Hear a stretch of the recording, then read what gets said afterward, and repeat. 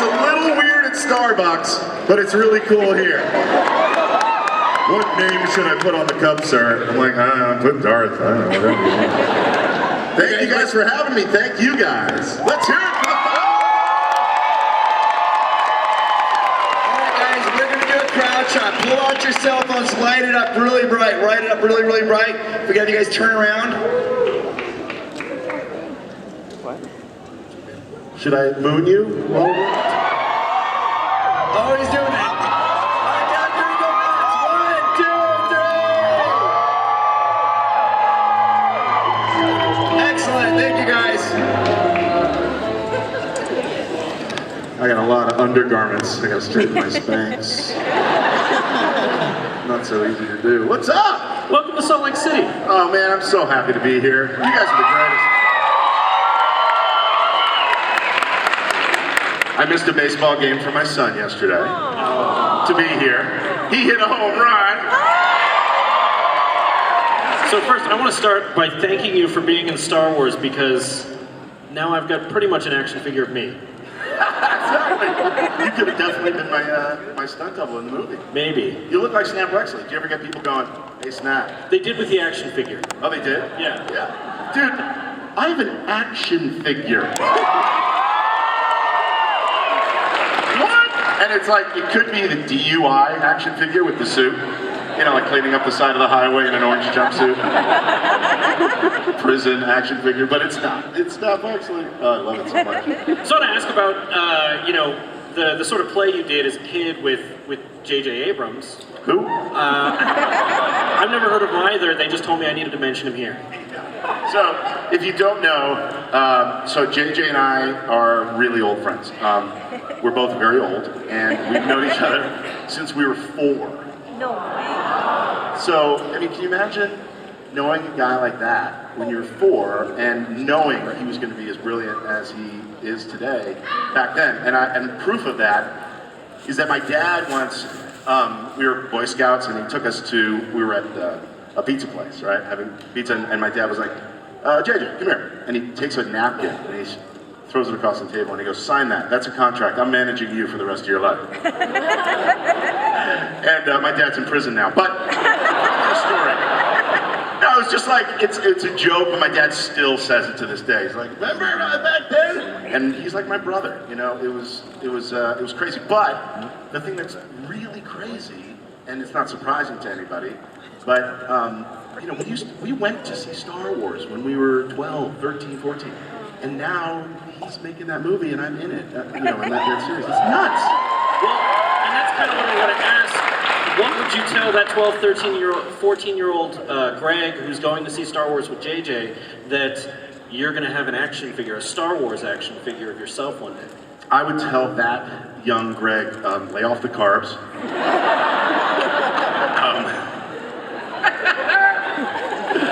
The camera adds 10 pounds. Star Wars, we had like 8 cameras. That's 80 pounds. That's a lot.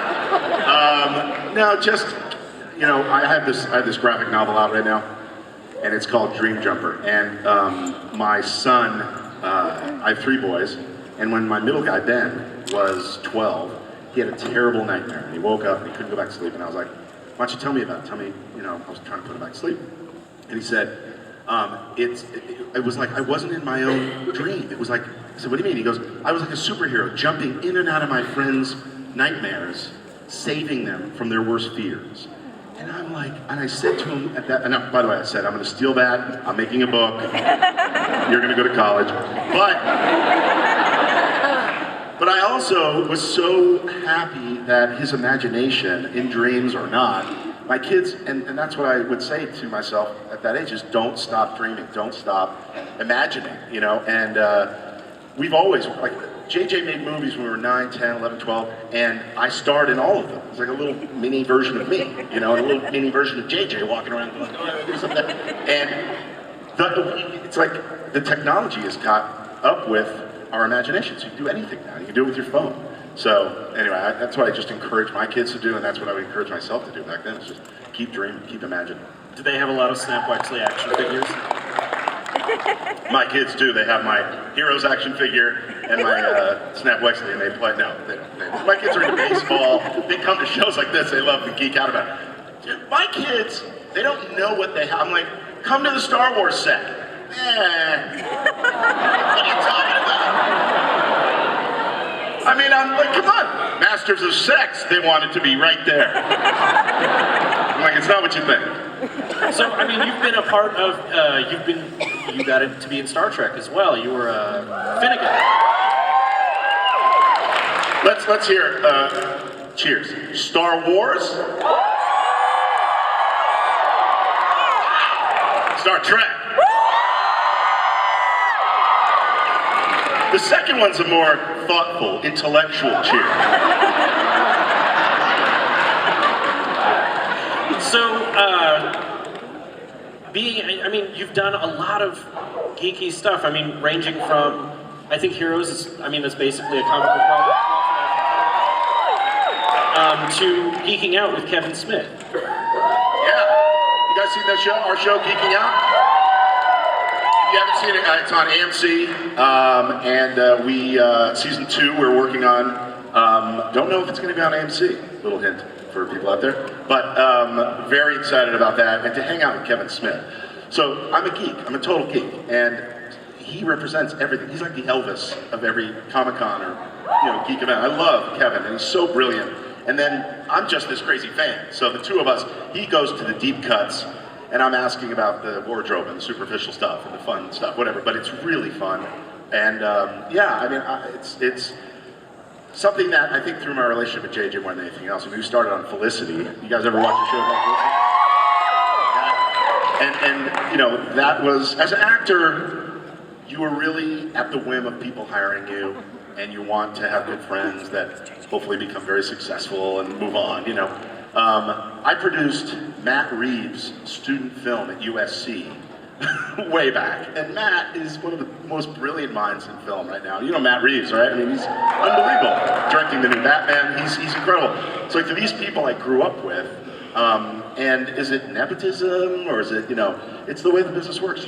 It's like any business. If you're starting a business, you get successful. You want to hire people that you trust and people that you want to work with. And as an actor, hopefully these people want to work with you over and over again. And one of the things that people know about me is I don't leave people behind. So I did Psych, right? Which, those guys are the greatest guys ever. I know I don't have to say that, but oh my God, James and Dule, they're the best, the whole cast. And we've remained friends all these years because that's what I like to do. I like to befriend people and keep them in my life, and so it benefits you. And the sci-fi world has been one that I've been able to go, do project after project. But comedy's where I want to be. I love sci-fi, but I always put a little, like on Alias. You guys watch Alias? In Alias, Vartan and Jen, and they'd all run into the room with a gun. I'd walk in with a calzone. Something is there, because I'm eating. Or Big Ass Spider. Big Ass Spider, oh my God. If you haven't seen Big Ass Spider, you have to see it. It came out at the same time as Sharknado came out, but Mike Mendez did such an amazing job with that, and I was so happy that they took my lead in that and let me hire Lombardo Boyard, who was my he stole the movie, he was incredible, and Claire Kramer is in that movie, he's great, and the thing about that was it was called Mega Spider when we started, and I'm like, you know what, let's not take it so seriously, let's have fun with it, and that's what Big Ass Spider is.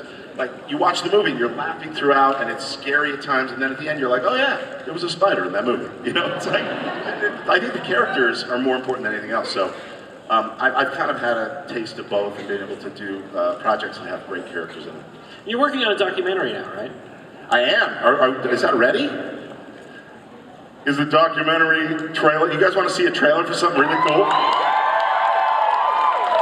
Okay, so let me set this up. This, Claire Kramer, who I worked with on Big Ass Spider and who's been in a million things, she's amazing. She and I have known each other. She's got Geek Nation. She brought me this from my production company and said, you know what, I think you would like this, and we're going to do a Kickstarter campaign that starts very soon. I would love you guys to see this. it's about this remarkable guy. It's very short, but you're the first to ever see this. It's not on Kickstarter yet. It's coming out very soon. But hopefully you feel the same way we do about it, and you'll get behind it. So let's run that.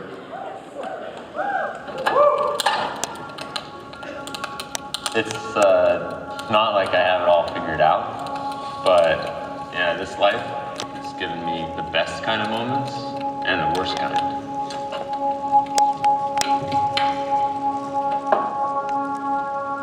After the accident, I wondered if I'd ever be happy again.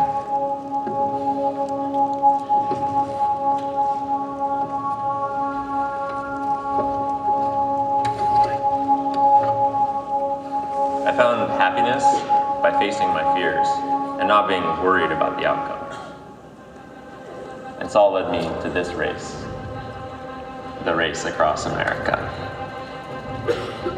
And nobody's done it without legs. 3,000 miles in under 12 days, longer than the Tour de France in half the time. On June 13th, I'm going to do this. All I want is to give it my best, this race and this life. A lot of people are saying it's impossible. I won't make it. Watch me. Come on!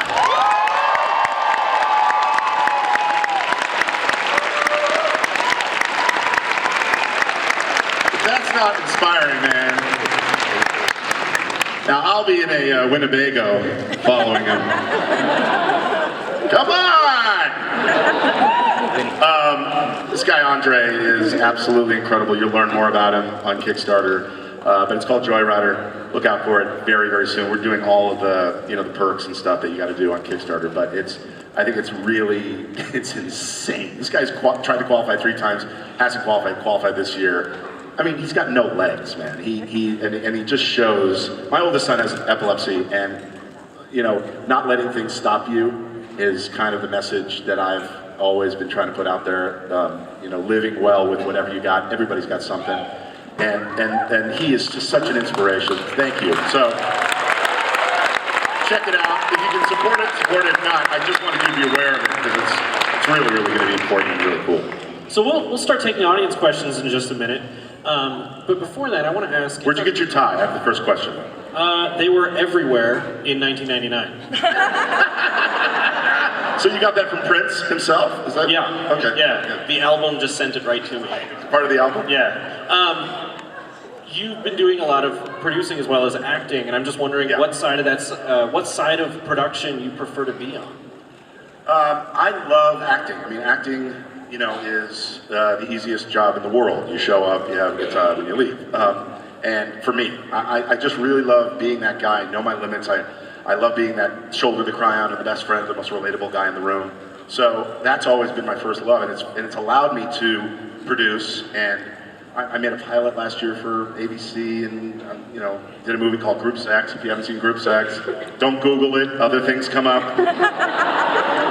But it's called Group Sex. It's with Henry Winkler. You guys love Henry. And Tom Arnold and me and a bunch of people. Hayden's in it. But it's fun to be able to come up with an idea, come up with something.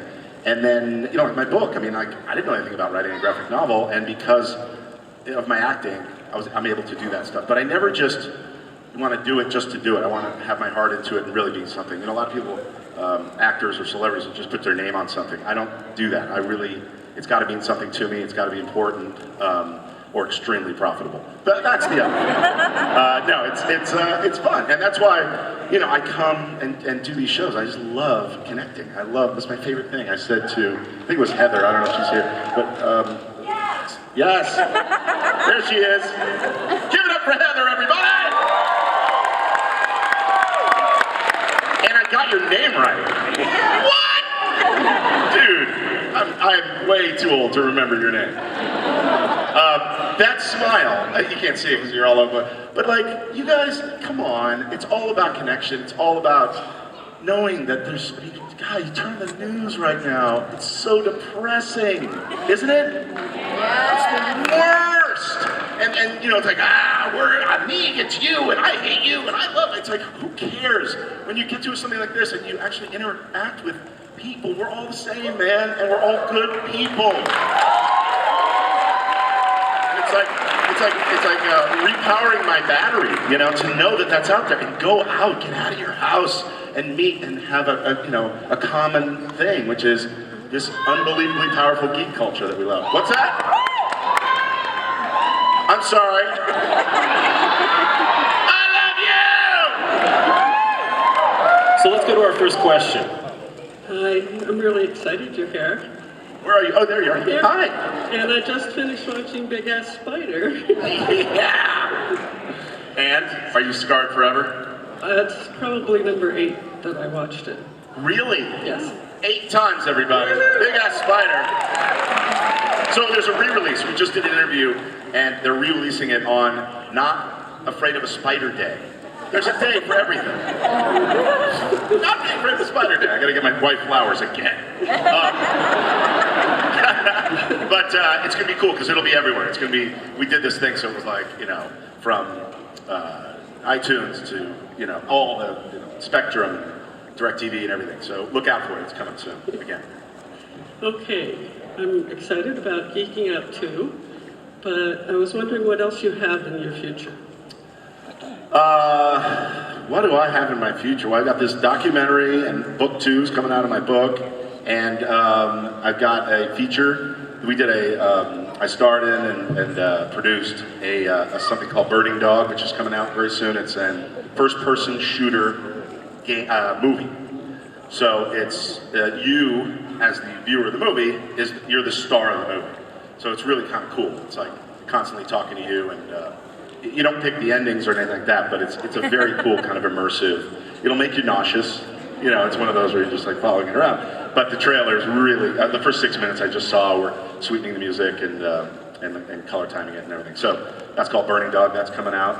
And then other things that, unfortunately, I'm sworn to secrecy. These projects that I do, I cannot, it's like, it's so frustrating for me because, you know, and then when I say I can't say something, I'm quoted, and then JJ calls me and goes, "Can you just shut the hell up?" So, you know, unfortunately, I've always got something really cool happening. I'm on The Flash. I'm recurring on The Flash. And, which is awesome, by the way. The Flash is so cool. And then Life in Pieces. There's a show called Life in Pieces on CBS. And I'm Crazy Cousin Mikey on that show. And it's insane, the stuff that I do. But I get to, like, I just was cuddling with James Brolin and Diane Wiest in their bed. This is my life. It's like I leave the most beautiful woman in the world to go cuddle with them, and then I go back to the most beautiful family on planet. I mean, it's like, what? I can't complain. So, yeah, Life in Pieces and The Flash, like, right now, and then Geeking Out soon, yeah. Is it weird seeing stuff you've done sort of take a life of its own? Like Snap, for instance, right? Snap has starred in 3 different Star Wars books, and it's in the Poe Dameron comic.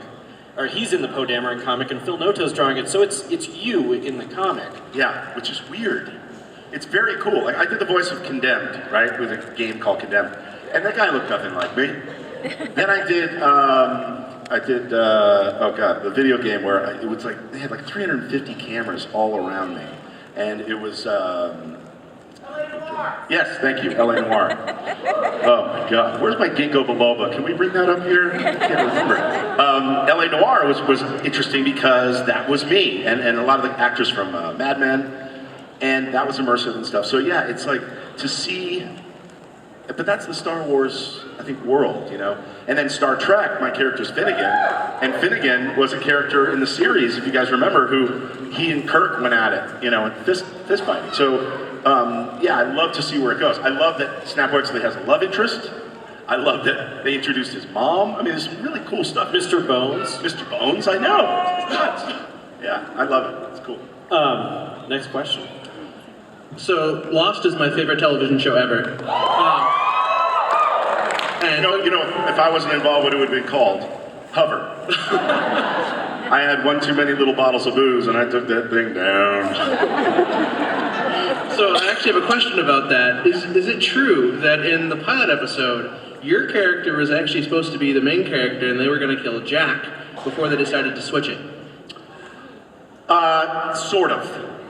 I'll go with that because that sounds cooler. But the truth is that, so Michael Keaton was supposed to play Jack. And they were going to kill him off immediately. First episode, he dies. So you see this, I mean, maybe he was going to get gobbled up in the engine, you know, when Jack is like, hey, wait, and the guy gets, but everybody read it, and I told JJ and Matt, JJ and Damon and other people, a lot of people said, when you sell a TV show, you go to the upfronts in New York, and there's all these advertisers, and they're buying advertising time based on what they see. They're going to buy a lot of advertising time for Michael Keaton. The guy's incredible. You can't just kill him off. You know, it's like, it's kind of a bait and switch thing. So because of that, they were like, okay, well, Michael Keaton's not going to be the pilot. And so JJ just said, come out to Hawaii like he does all the time. I mean, literally, Star Wars, right? Star Wars! He goes, get on a plane, come to London. Okay. I'm like, on the plane, put myself away. Hey, where are you going? I'm going. I don't know what I'm doing. I'm going to London for Star Wars. I get there, and they're all like having Chinese dinner. I walk in, I don't know any of the cast, it's a couple people, but, and I sit down and Kathy Kennedy goes, hey, there he is, Snap Wexley. And I'm like, what did she just say? Snap Wexley, like I didn't even know who that was, it wasn't me, right? So, that's kind of the same thing in Hawaii. I get to Hawaii, and they're like, okay, so go to wardrobe, we're gonna fit you for this pilot outfit. And then I was like, this is so cool, dude, you're surprising me, I'm on the show. What is that smoke monster? Whoa, what is that thing? 5 minutes into the show, they're yanking me out and killing me, and I end up dead on a tree. So, he's a good friend to a point. Flash? Yeah, I agree, The Flash is okay. It's pretty good. That being said, every boy wants to be in Star Wars. Every young man wants to be in Star Wars. I wanted to be in Star Wars. Girls too! How were you when you found out? Like, were you just like dancing around? I was dancing around. I took my Flash outfit off, and Yeah. Exactly, those shoes, I was like, zipping around. First I was so incredibly stoked and happy for my best friend. I mean, I could not believe it. And I couldn't believe he said no a couple of times. I was like, what are you talking about? Mission Impossible was cool. You know, Star Trek was really cool, but Star Wars, dude, Star Wars! And, you know, he is just so brilliant, and he makes the right choices and the right decisions and stuff. And so I was really excited for him. And then, of course, which is what always happens, you know, he just announced he's doing this thing with Stephen King called Castle Rock. And first text he got was, hey, congrats. So who am I playing? What am I doing in this thing? Because all we want to do is work with each other, and I don't mind groveling and begging and pleading and putting myself in the back of his mind because he's such a busy guy. Granted, I talk to him every day. I see him. He's my best friend. But at the same time, sometimes, you know, you got to let people know. I was so stoked when he said, I think I found something for you. And it was honestly, I started tearing up, and I really did. It's not even a joke. I was like, I cannot believe that I'm part of this franchise. And then I get there, and I have to go to wardrobe, and I have to, you know, the helmet they had to fit me for and stuff, and I couldn't be more excited. But they were shooting in the Millennium Falcon. Now, I get there, and they're like, yeah, why don't you go? I said, I'm gonna hang out with JJ. I'm like, dude, I'm gonna hang out with you. We hung out every minute we possibly could. I was there for 7 weeks. Star Trek, I shot in 1 day in Vancouver. Just because, you know, they got all my stuff together, whatever. So 7 weeks we're hanging out in London together, and I mean, it was such a dream, absolutely a dream. But best part was being with him, except for this moment too, which I'm like, and they're like, okay, so they tell me, no cell phones, can't take any pictures. I'm like, okay. I'm like, what are you kidding me? So I get there, and they're shooting on the Millennium Falcon. And walking into the Millennium Falcon and standing there, and granted, you're looking at, you know, green screen in front and stuff, and it's not what you see on the screen, but it was awe-inspiring. It absolutely took my breath away. It was tough to take all those cell phone pictures like this, but I did. I'm not kidding, I did. And I can say that now. And then I went, by the way, the experience was, it was another event, I think it was in London too, and these guys that make replica cockpits, from Star Wars. And they were talking to me, and the movie hadn't come out yet, and they were like, yeah, we hear that there's a couple of different things. There's rumors. I mean, it's just insane down to the last detail. And I'm like, I got some pictures if you want to see them. And of course, I just went like that and did not show it. I could not show it to him. But it's like, that's what I'm saying. Like, I'm such a geek. I'm exactly the same as everyone in this room, man. I'm so excited about all that stuff. So, yeah, it was, Star Wars was beyond, and to work with Carrie Fisher, Harrison, always just, yeah. Was it interesting finding out that Snap had been trained by Wedge? No, I thought there was a resemblance that it was undeniable. Talk about training. I'm flying an X-wing. 5 minutes, not exaggerating. I'm waiting in my trailer. 5 minutes before I go in, they give me a sketch of what everything does in the X-wing. Really? 5 minutes.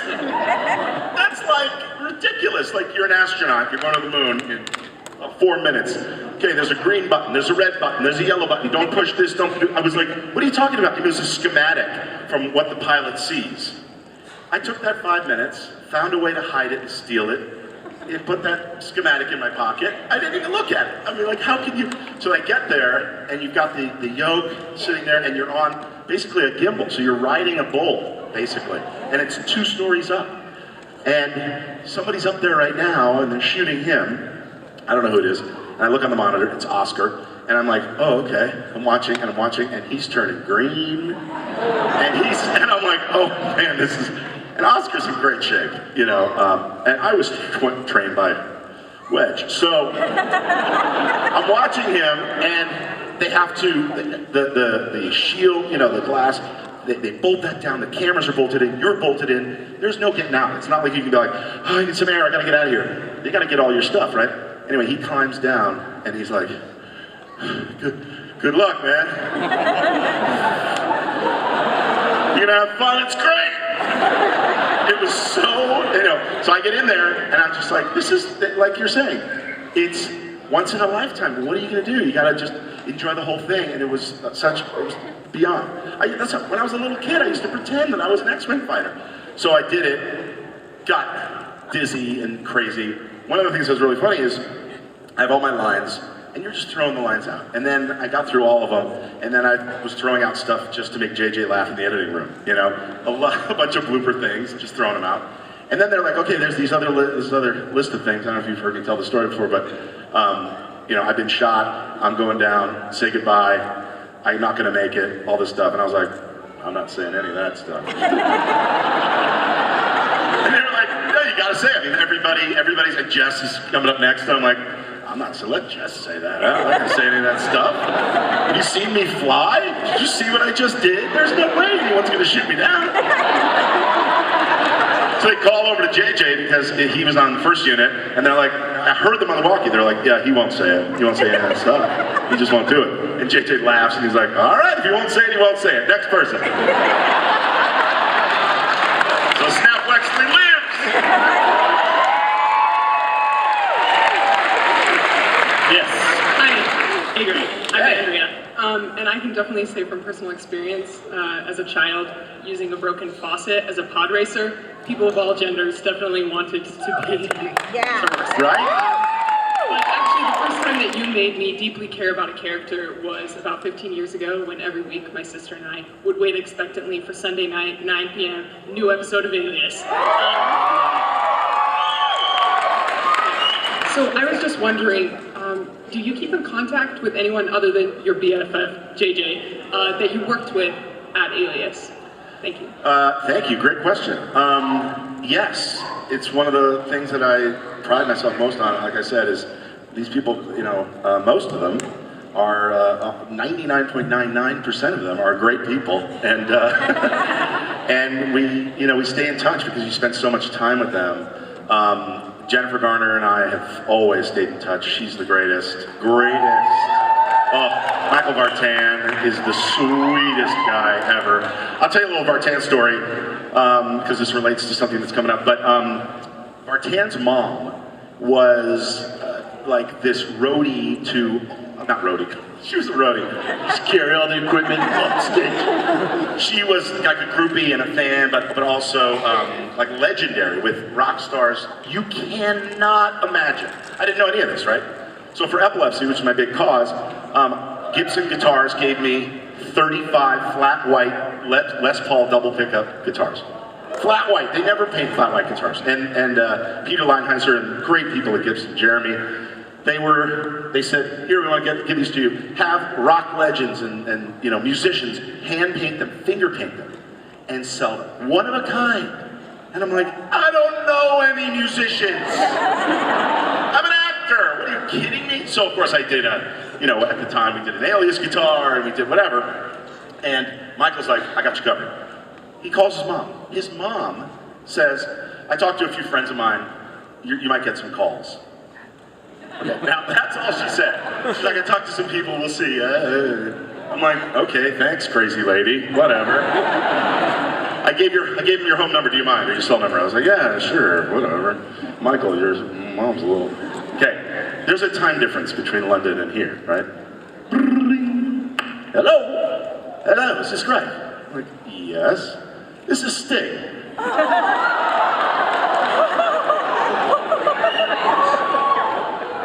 I'm like, I'm sleeping. I'm like, are you what? Hello, yeah, so in contact, if you can send a guitar, here's the address, and I'll find you. Sting. Hello? Now I'm irritated. Okay. I need my sleep. Hello, it's Bob Geldof. Bob Geldof? Hello, this is Pete Townsend. On and on and on and on and on. From The Edge to Bono to, I mean, like crazy. So I sent these guitars out, and I mean, then on my side, I got Lisa Kudrow, I got David Schwimmer, I got all my friends and sci-fi people and whatever to hand do these guitars. I bring this up, I don't even know what your question was. I can't even remember. Honestly, I can't even, that's crazy. Do you keep turn these wedges up? I can't hear that at all, no. Do you keep in contact with the Alias? Yes, so. That was a long time ago that they did that favor for me, so no, I don't talk to these people anymore. Are you kidding me? I'm in Star Wars. But yes, so the reason why I bring it up, and I just want to mention, if you would, that some of these guitars are right now up available for pre-bid if you guys are interested on Proxibid, PROXIBID /Hollywood auction.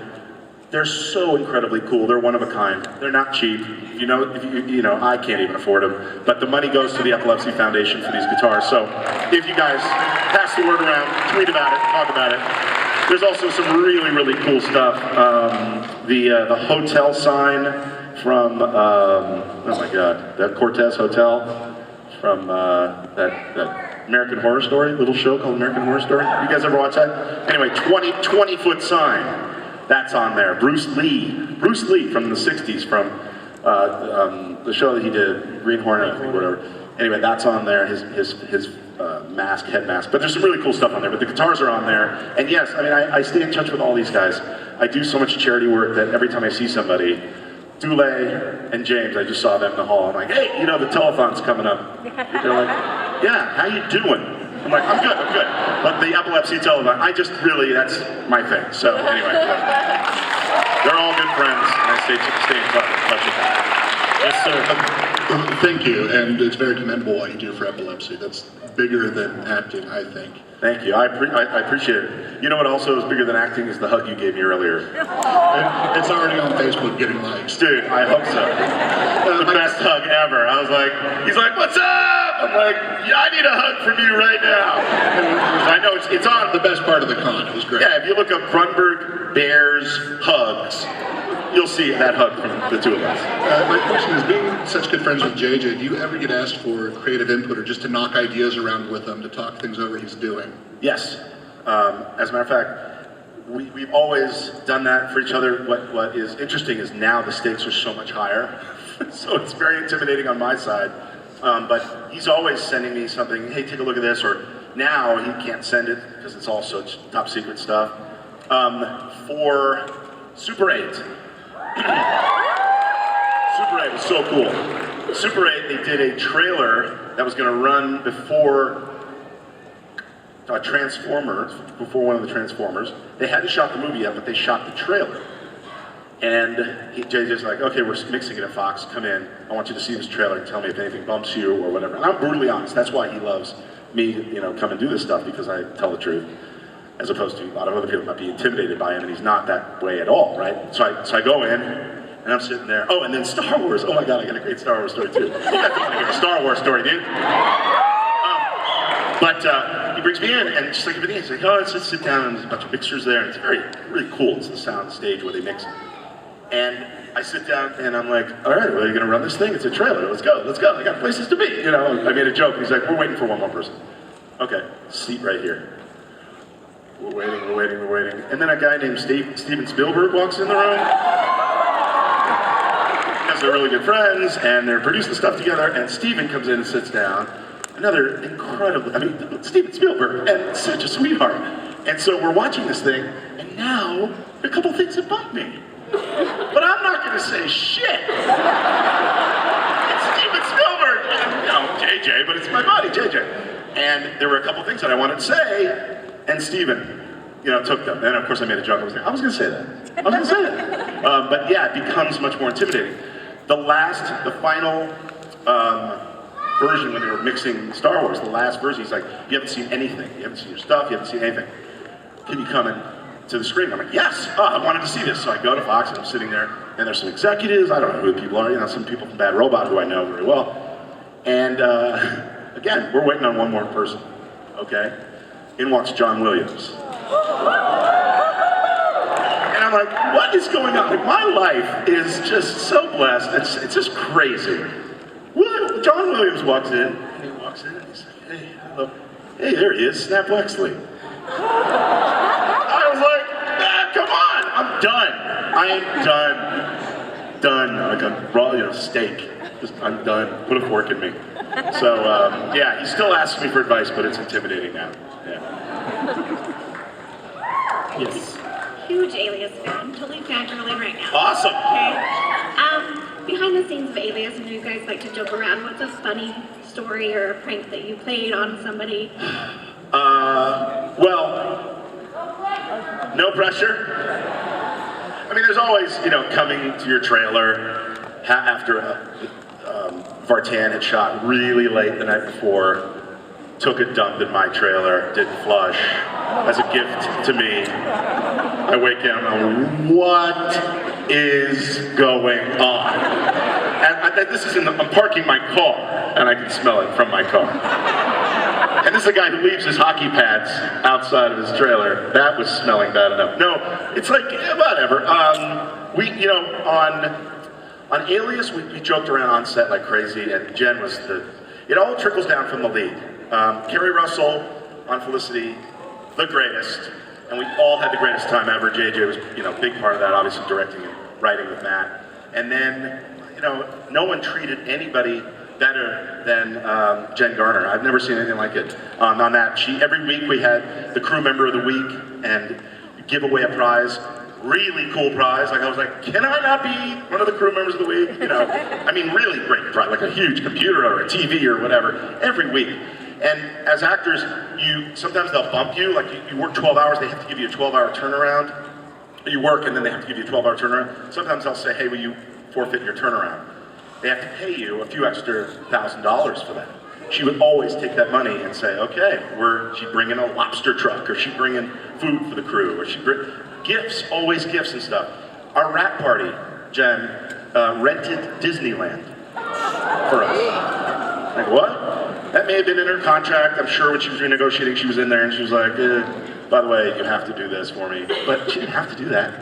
And that's, the kind of thing. So it was, the pranks are more, those are the things that I remember more, are those silly moments when we did stuff. But we did, on Heroes, we pranked a lot. Adrian Pastar was like, he was shooting videos. If you haven't seen it, go to Bobcat 1 on YouTube and you'll watch all these videos we've done. They're hilarious, like really, really funny behind the scenes stuff. And at that time they were like, stop it! Don't do that, there's blood on your shirt. People are gonna think, how did he get shot? What happened? Now, there's somebody on set in the studio going, hey, if you wouldn't mind, with your 1.5 million followers, can you take a picture of that blood and send it out? I mean, now they know the value of the social media, but back then, it was like, everything's gotta be top secret, you know, so. So we've got time for one or two quick questions, and then we'll be out. Oh no! Come visit me, guys. Please come say hello. So let's get your question. Let's see if we can get through a couple. Hello. Hello. I'm a big fan of Criminal Minds, so I just want to know how your experience was when you were on Criminal Minds. You guys see me on Criminal Minds? I don't know if you watch that. So there's this Jennifer Love Hewitt character who is one of my closest friends now, and we worked together on a show that I did for NBC. She was in the pilot. I had to have sex with her in an airplane bathroom joining the Mile High Club. I know, trust me, tough, really tough. Or at least go in there thinking we were going to do that. And we became incredibly close. And I actually met her at a charity event a long time ago. And then Michael Jackson, when I was on Felicity, invited the cast of Felicity to the Neverland Ranch. And I was like, and some people were like, I don't want to go to, and I was like, I'm going right now. I want to go right now. So my wife and I went, and we were at Neverland Ranch, and there's Bubbles. There's the orangutan, you know? I'm like, I gotta go up and give Bubbles a hug. So I go up, and Jen and Love was standing there, you know? And so that's where I met her. And then she's doing, and we became friends, and then she's doing Criminal Minds. She calls me up, she goes, someone has to play my husband on Criminal Minds, and I would love it to be you. And I was like, well, let me see if yes, please. Absolutely. So that's how that happened, and I did a bunch of episodes. Masters of Sex was the same way. It was a friend of mine just directing, Larry Trilling. We did group sex together, and he was doing one episode of that show, and suddenly I became this, the pretzel king of St. Louis on Masters of Sex. So again, it's all about your friends and working with people over and over again. But I loved everybody on Criminal Minds. They were really cool. Last question, Director Krennic. All right, obviously I'm a huge Star Wars fan, but I'd like to know who's your favorite actor or actress to hang out with on the Star Wars set? Wow, that's a good question. I'll say Billy Lord and Carrie. They were the two of them. Carrie, like immediately, my first day, my lines, it was a scene that was cut, but it was a scene between Carrie and I, and the camera's here, so it's called, over my shoulder or whatever, and I have to be right next to the matte box. And she says something, and she's like, come on, what are you talking about? Snap, whatever. And she comes over to me, and she's just supposed to walk off camera. And this is Carrie Fisher. And I'm like, oh my God, what?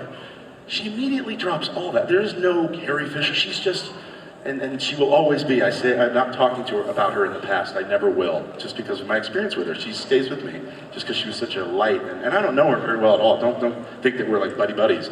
But man, did she make an impact on me. She's so wonderful. But as an example, she says her lines, and she's supposed to walk off, and she walks right up to me, gives me a hug, and grabs my ass. I don't know. JJ yells cut, comes over to me, and whispers in my ear, welcome to Star Wars. What better way to appreciate yourself than that? So Carrie Fisher and her daughter Billy were two of the best, and I've had the opportunity, and I've worked with some of the greatest people. Harrison Ford, unbelievable. Like that to me, he was so professional, and we have stuff in common, and I had never met him before. Just real pro, and of course Oscar and all these other guys. But Carrie that was really special. So, thank you for your question. Thank you for coming to Salt Lake. Everybody, thank you guys.